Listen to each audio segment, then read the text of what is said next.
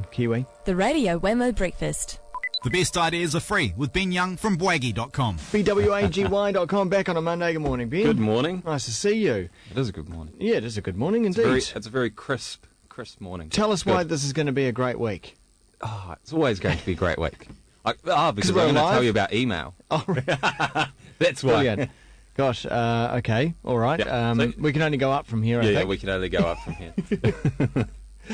So what I wanted to talk about this week Yep. is a really simple way for anyone to use email to their advantage in terms of training someone or getting someone on board. Like what we're going to use is something called autoresponders. And what an autoresponder does is once it receives an email address, it sends automated emails after a set period of days. Right. So for example, it might be 7 days, 14 days, 21 days. It's 1, 2 or 3 weeks post being entered into the system. And a great example of this would be, let's say you give your email to, let's say the Belgian Beer Cafe across the road, to be on the email newsletter. So you get put into the system. A week later they send me an email just telling me how the Belgian Beer Cafe was started, some of the history of the building, and All the stuff you really wanted to know. Yeah. well, just extending some more customer information. Yeah. Helping explain to them the story behind the business. Yeah. And the next week they could be talking about the beers, and the next week after that they could be talking about their membership club or something. And these like are that. automatic emails. Yeah. So the idea is that you sit down and define all these emails at one period of time, and then they automatically keep happening every time you enter an email. And so the business has an impression that there's someone actually sitting there saying, "Oh, look, you've taken interest in us here. We'll send you out this." Right. Okay. And so it's a great way of extending customer knowledge, training them up, but also giving them extra value. Like for example, when you sign up to my blog, I have a simple autoresponder that emails you at defined periods, and it tells a little bit of the backstory of the blog. It says, hey, if you're wanting to catch up, here are the top 10 most popular posts over time. Yeah. And so that's quite cool for someone to go back, and it encourages them to check out the archives. And is that some kind of WordPress plugin? Because you've got a WordPress site. Yeah. So you can use MailChimp. Now, I see a lot of people using MailChimp. I'm getting a lot of email from businesses, and then at the bottom, have this little MailChimp thing at the bottom. Very popular. Yeah, MailChimp has free emails up to 2,000 subscribers, I think. Right. So it's a nice entry point for small business. Yeah. Campaign monitor. And if you're local and if you're looking at a big solution, something like Jericho, Smart Mail Pro would do it. So most email programs that you are running will probably already do an autoresponder. Yep. And the neat thing is, it churns away in the background and you forget about it. And what happens with my one, after a couple of weeks, it sends you a free PDF of my book. And it's real great. People will hit reply and send me an email and Going, hey, thanks for that. Yeah. And so for my blog, it's a great way of just educating people to understand more about the blog and some of the content.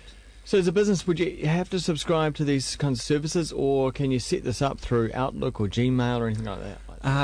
I'm not sure. You'd have to use your regular email newsletter Yeah. solution.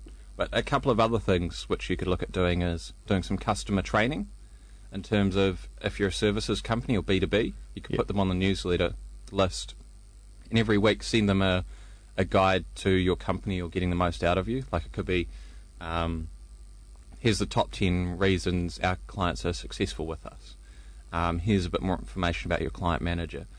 Here's a bit more information about how we work. Here's a bit more information about why we work, and just training up your customers so that they can get more value out of you. Now, you at Young and Shan have done surveys on marketing. How important really is email these days with all these other services, Facebook and Twitter and whatnot? You've caught me.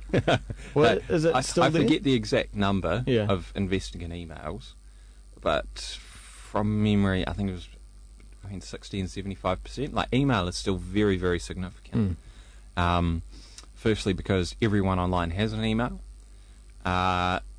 Arguably, other medias are getting quite distracting in terms of receiving media via them. Like, So is your email, though. Yeah, true.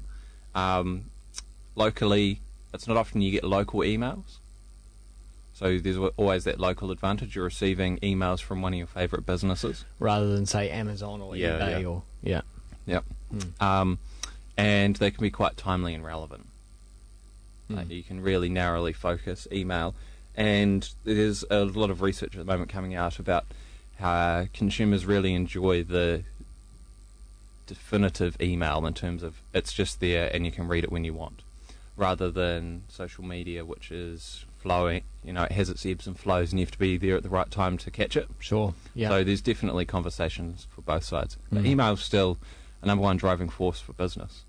Most e-commerce sites we look at, email will be the biggest source of traffic and sales. Interesting. Yeah. Still relevant. Yeah, still very, very, very relevant, and it will be arguably for the next 10 Don't see it being years. replaced anytime soon, eh?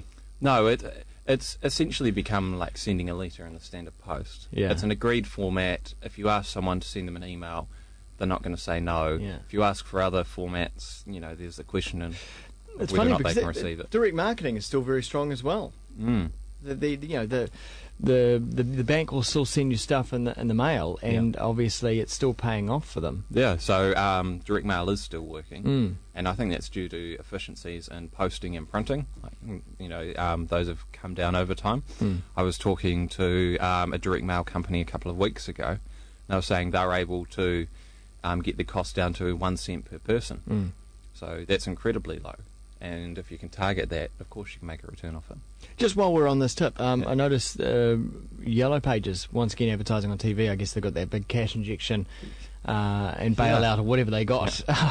But they're now, they're saying that every business should be across Yellow Pages, all these things. And I don't know, as a consumer, Yellow Pages is one of the last places I go to look for a business, just because I've never had a good experience. Yeah, the next challenge for Yellow, which they have been tackling for a reasonably long time, is people are hitting Google as their first source when they have a question. That's right. Don't go to yellow.co.nz. Yeah. So what Yellow is trying to do is make sure that when you search on Google, Yellow shows up to bring you back. So they're going to try and start gaming. Yeah, but Google's fighting that sort of stuff, aren't they? Yeah. So Yellow already do reasonably well at that, and they also buy a lot of text ads to drive extra traffic.